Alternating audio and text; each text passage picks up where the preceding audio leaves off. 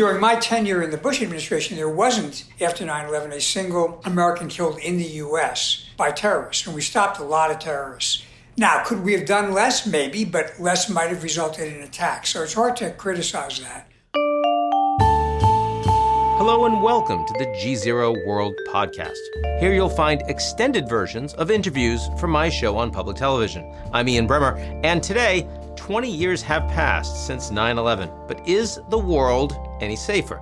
As the Taliban regains control in Afghanistan, was the war on terror a failure, or has it kept America safe from harm? I speak to two people who have first-hand experience crafting policy since the towers fell. First, Michael Chertoff, who led the Department of Homeland Security under President George W. Bush, and later, Rory Stewart, who has worked extensively in Afghanistan and served as the UK's Secretary of State for International Development. Let's get right to it.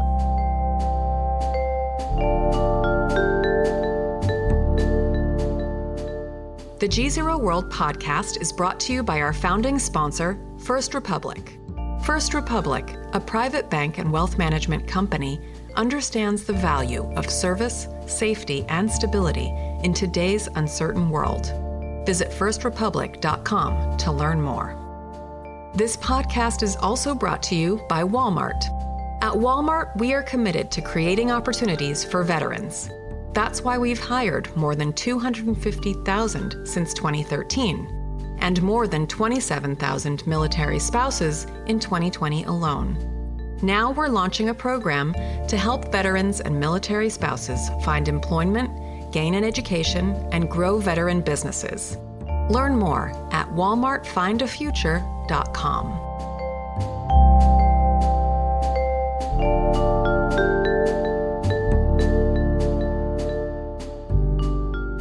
Michael Chertoff served as Secretary of Homeland Security under former President Bush. Thank you, sir, for joining us on GZERO World. Good to be on. So, 20 years after 9/11, how did that moment in American history change the way we think about national security for our country? Well, I think writ large, it made us very conscious that in a global world, with global transportation and global communication, the oceans do not protect us from foreign enemies. And wars are not optional anymore. They may come looking for you, to kind of paraphrase Trotsky. From a personal standpoint, Ian, I was at that time the head of the criminal division at the Department of Justice, which in the days before there was a Homeland Security Department, it was DOJ that had the responsibility to manage domestic terrorism. And so I was actually on my way into the office on a car phone, and my deputy told me a plane had hit the World Trade Center. And like many people, I assumed it was a small plane with a pilot who got confused. But then as we talked and he said a second plane hit, I said, this is not an accident. So we went over to the FBI. As we went over, we heard about the plane hitting the Pentagon, and we went to the Strategic Intelligence and Operations Center, where I saw Bob Mueller, who was an old friend and had just been appointed FBI director. And we then spent the next day, week, and months trying to make sure this didn't happen again. And the first step was to figure out who did it and where there might be threats that day or the next day. And I make that point because many people look back and say, well, we haven't had a 9/11 since 20 years ago. But that was not inevitable. That was the result of work, worry, and a very, very considerable effort by a lot of people. And in fact, on that day, I heard about the fourth plane being hijacked, and I thought actually it may have been shot down by fighters. I later learned it was the heroic passengers. There was a rumor about bombs in taxi cabs in Washington. There was a transponder that went off in a fifth plane that made us believe it was hijacked. It turned out to be a false alarm. So I say this again to indicate that the outcome was by no means obvious, and we were worried this was just act one in a very, very long and unpleasant play. We all think about worst case scenarios. We all game them out, and certainly you were doing that in your former position.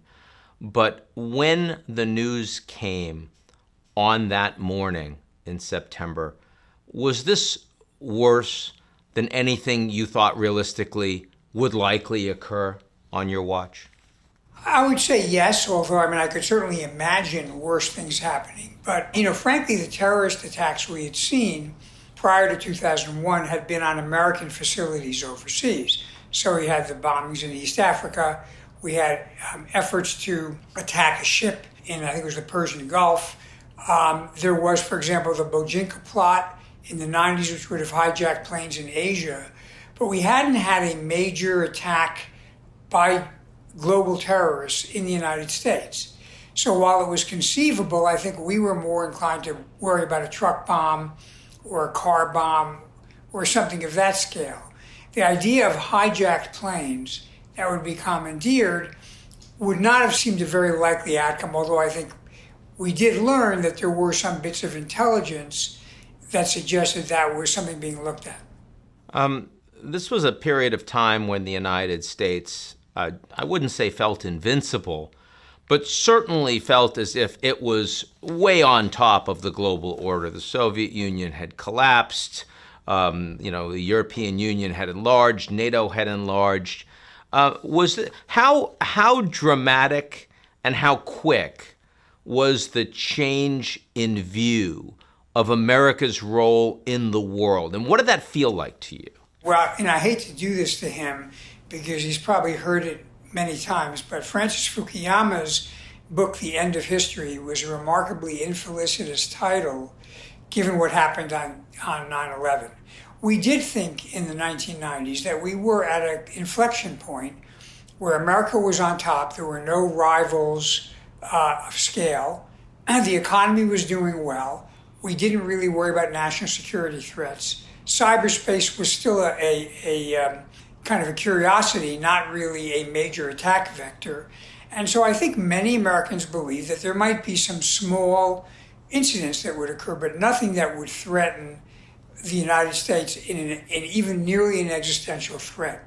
And I think the fact that 4 planes were hijacked, that this was a transnational effort, and that the World Trade Center came down, which was an iconic building in terms of America's position in the globe, I think that was a very strong shock to the system. And I think a lot of the decisions we made afterwards were based on a reaction that what had been unthinkable had now occurred. And therefore we should discard the idea that something is a black swan and view everything as very much within the realm of risk. And that meant we had to get on top of all these things. And I was in New York City at the time and could see the second tower go down.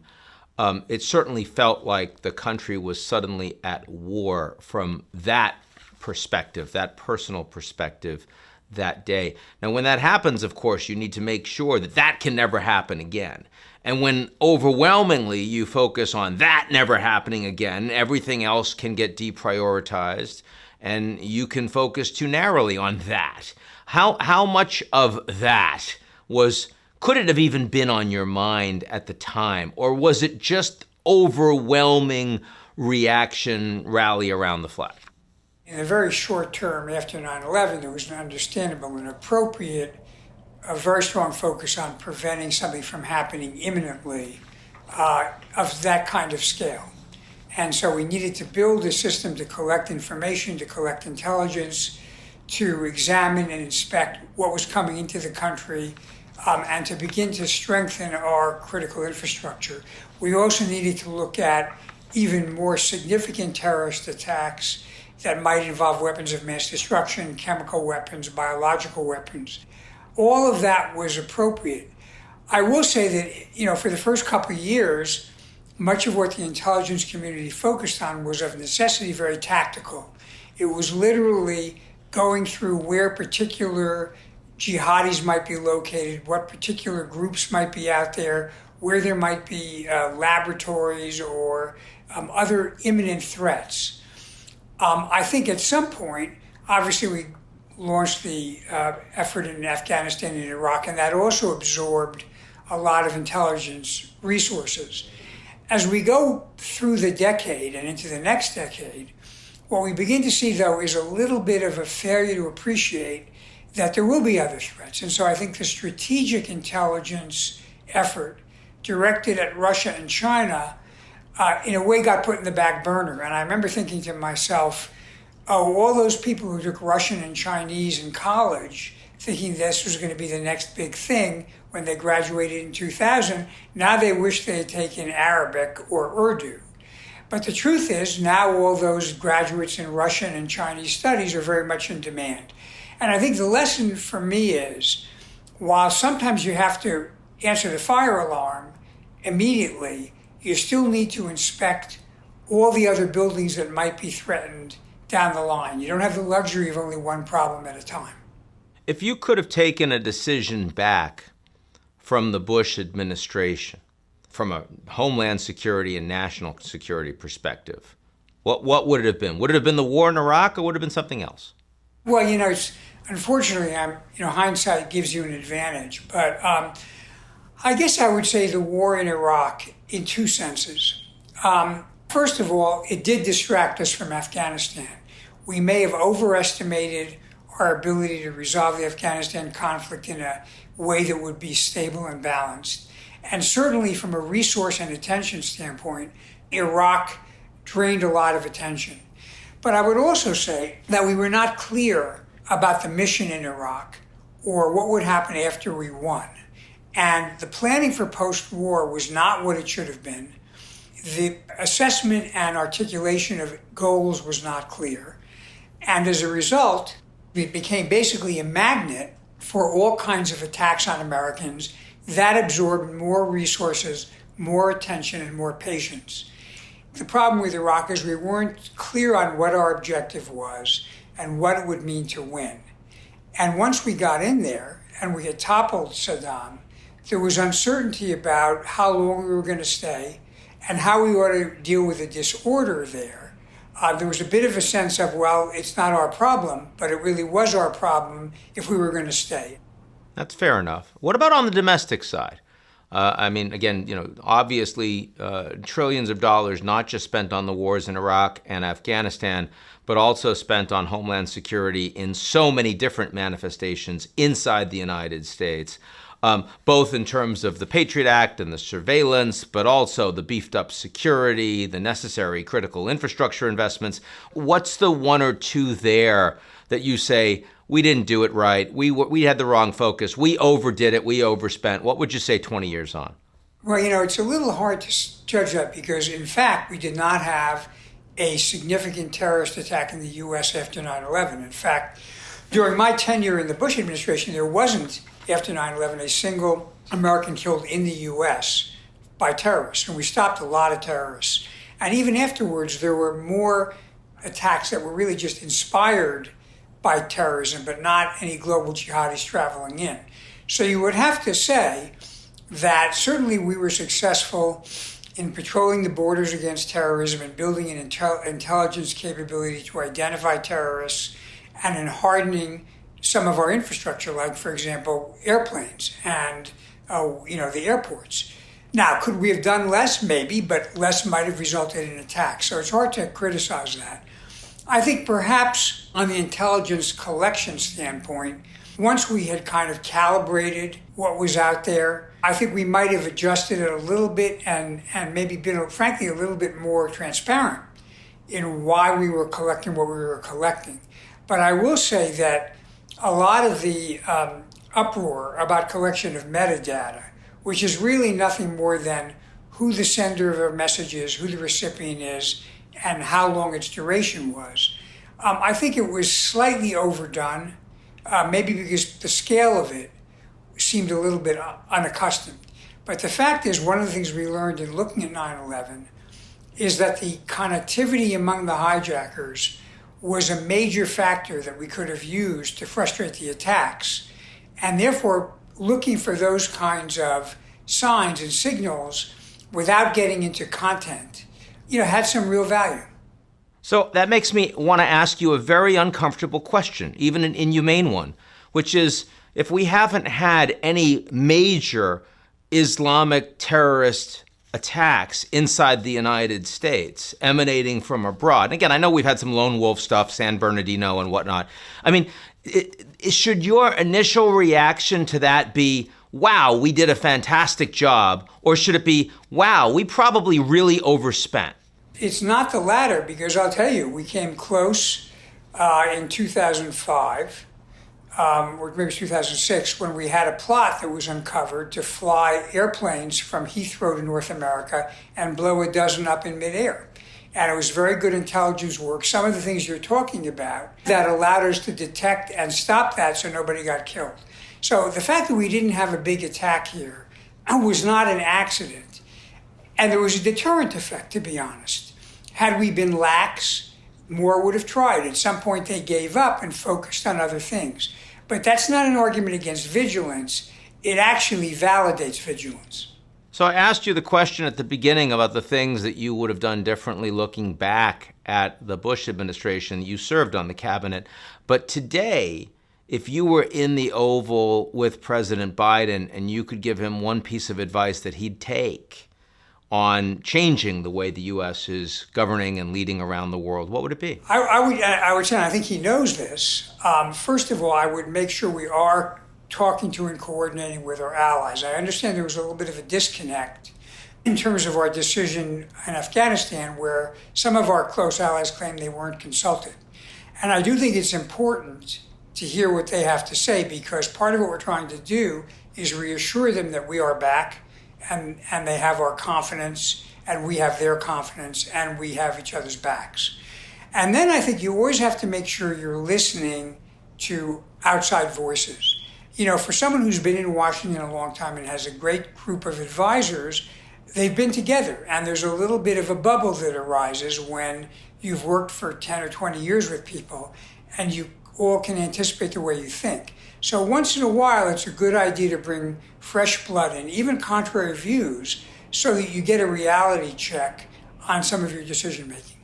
Secretary Michael Chertoff, trying his best to help us avoid a GZERO world. Thanks so much for joining us today. Happy to be here, Ian. Take care.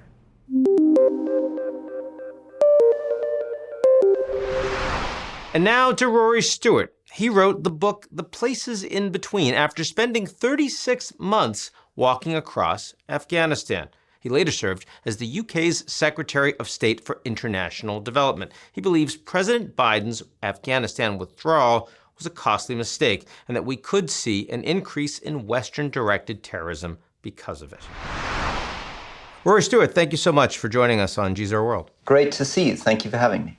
So with 9/11 and 20 years passing since that tragedy, do you think today the world is considerably more safe, more secure versus terrorist threats than we were back then? I think in some ways, yes. Certainly true that we have developed much more comprehensive counter-terrorist infrastructure than we had 20 years ago. In other words, for better or for worse, the equivalents of the FBI, the CIA, special forces are able to do far more to focus on terrorism and counter-terrorism. And that has played a significant role in stopping terrorist threats happening. And that also includes the deployment of drones and artificial intelligence and all this kind of stuff. The thing that hasn't dramatically changed over the last 20 years is there are still a very uncomfortable number of very fragile conflict-affected states. And there are very striking numbers of people who are still prepared to endorse a jihadist ideology, and the victory in Afghanistan of the Taliban over the last few weeks will have produced a huge morale boost to jihadists around the world from Sahel right the way across, who will see this, as they did indeed the ISIS victories in Syria and Iraq, as a sign that they're on their way back. You've been an outspoken critic of the Biden administration withdrawal from Afghanistan. Tell me why that is. Because I believe that what we needed in Afghanistan was a light, long-term, sustainable footprint. That there was no reason for him to withdraw in this way, that it was unnecessary and catastrophically damaging to Afghanistan and to American interests. Catastrophically damaging to American interests. Most Americans, for quite some time, have said that they wanted the United States to withdraw completely. And of course, a lot of Americans can't find Afghanistan on a map. Why do you think, I mean, you've spent a lot of time in that country. Why use a word that's so freighted? Well, I think let's start firstly from the point of view of Afghans themselves. We've spent 20 years in that country. When I first visited Kabul at the end of the Taliban period, it was a ghost town. It's 300,000 people in a city of 4 million, no cars on the streets, bombed out buildings. I and many, many others worked for nearly 20 years to build things up in Afghanistan. And by the end of that period, it was a very, very different place. One of the things, sadly, that I think maybe American and British voters don't realize is how much better Afghanistan had become. There's become a narrative of suggesting the whole place was a basket case and nothing we were doing was of any use. But the truth is, you could see it in millions of Afghan lives. If you were a young woman going off to school or university or work, that is basically now in danger of coming to an end. If you were from the Hazara community in central Afghanistan, you are now facing a commander sitting on the edge of that valley, talking about taking genocidal revenge. And you can see it simply in the desperation of people to get out of the country. So this was not a perfect country. It was a poor, fragile state, like many other poor, fragile states around the world. But it was much, much better than it was 20 years ago. So, Rory, you're suggesting, and virtually no one in the United States is saying this, that the actual nation-building effort by the Americans and the NATO coalition on the ground in Afghanistan was actually, to a degree, successful.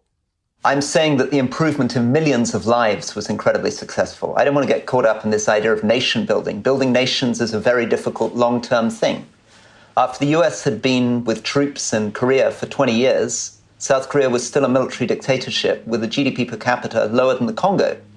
Right? It takes a very, very long time for nations to be built. But what you could see through the work of my own nonprofit on the ground, through the work of many other people, is transformations in millions of individual lives. You can see it, life expectancy went up. Healthcare was massively improved. Literacy went up. The economy grew dramatically. Afghan businesses were flourishing, and many middle-class Afghans were living lives comparable to their opposite numbers in India. And that was something that simply didn't exist before the US-led intervention. I mean, America's Afghan war did engage in a fair amount of mission creep. I mean, at the beginning, the existential threat was a United States that, and it's almost the 20th anniversary of the 9/11 attacks, had just faced this unprecedented attack on New York City, on Washington, D.C. Americans were scared. Americans were angry. Americans wanted to do something, and Al-Qaeda was that fight. Now, certainly after Al-Qaeda is massively degraded, the leadership is decapitated, in the case of bin Laden quite directly. Hard to argue for an American domestic audience that Afghanistan is an existential threat or close to it. Do you think, now that the Americans have left, and we'll get to the allies in a second, I do want to ask about the UK response to all of this and the UK relationship with the US, but do you think that the Americans face knock-on impact from Afghanistan itself? I mean, is there likelihood of a terrorist base showing up that is significant in the near term as a consequence of this withdrawal? What are the interests at play, leaving aside damage to the alliance for the way this has gone about? Well, look, the problem in the US debate is that it's just all black and white. Either this is the most important threat in the world or it's not a threat at all. The answer, of course, is it's somewhere in between, and has always been. Right? It was never as important as American politicians pretended between 2001 and 2010, but it's certainly much more important than American foreign policy people are acknowledging today. Now, what do we mean by that? Well, is it a terrorist threat? Does it provide safe haven for nasty terrorist groups? The answer in very blunt terms is, of course it does. We've just seen 13 American servicemen killed in Kabul by the Islamic State Khorasan in Afghanistan. That is an extremely brutal international terrorist group operating freely from within Afghan territory and killing American servicemen. So whatever we think about Afghanistan, nobody should be concluding that there are no terrorist threats coming from that, particularly this week.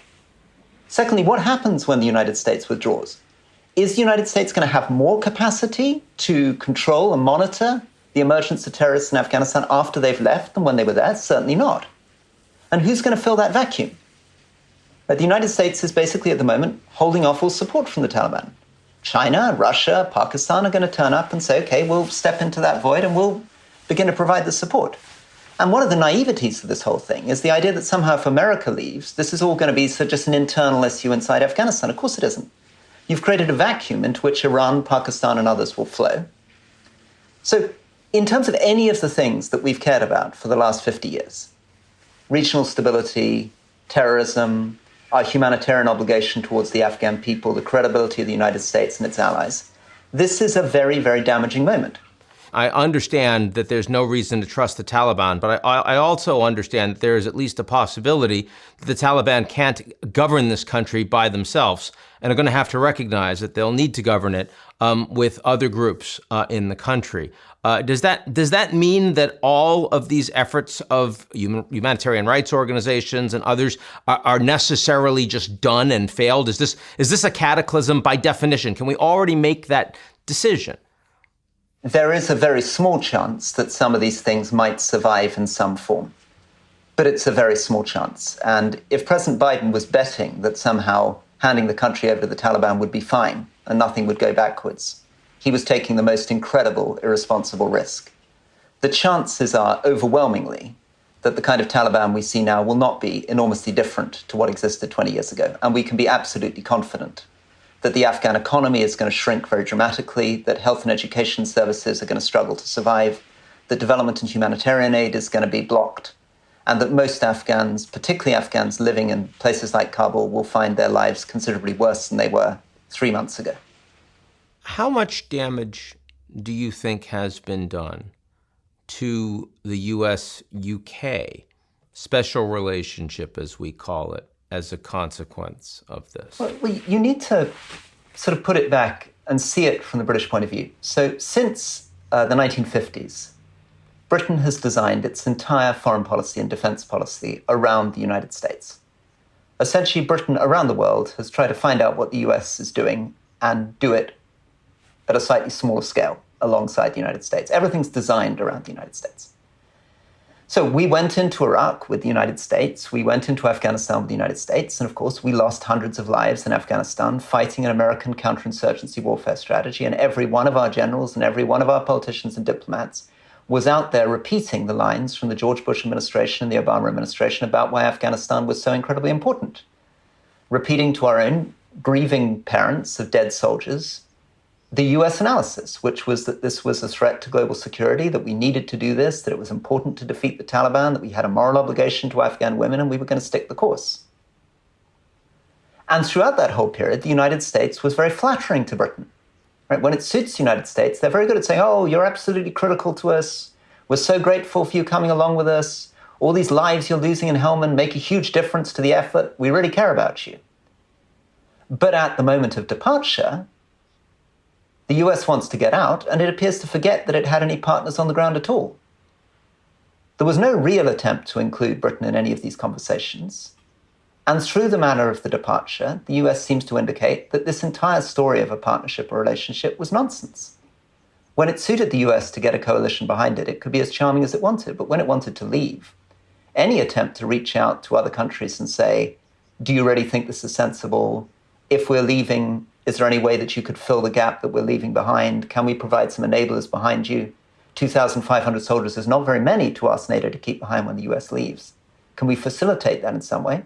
Those conversations were entirely lacking. And as I say, Biden didn't even bother to pick up the telephone to Prime Minister Johnson for 48 hours after Kabul fell. And so that means that if you're Britain, the next time the US is saying, you know, we really want you with us and we want you taking all these lives and risks and political costs because we want you to believe in the American confidence, the consistency of an American vision, America's commitment to its alliances, its moral obligation to people around the world, people are going to be a little bit skeptical. Rory Stewart, thank you so much for joining us on GZERO World. Thank you. That's it for today's edition of the GZERO World podcast. Like what you've heard? Come check us out at gzeromedia.com and sign up for our newsletter, Signal.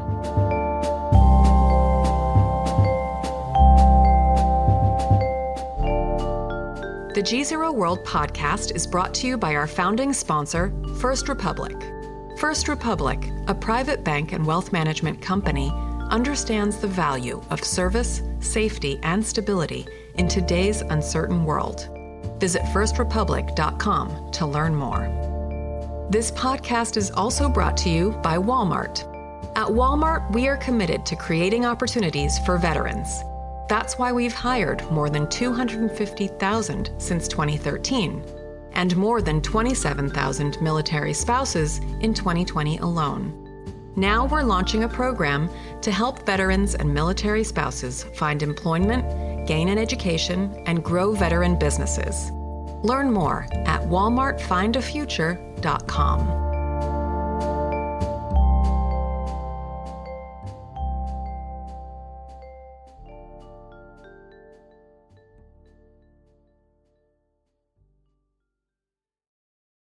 You're listening to the GZERO World with Ian Bremmer podcast, your weekly geopolitical deep dive into the world's biggest news stories, featuring in-depth conversations with global leaders and newsmakers.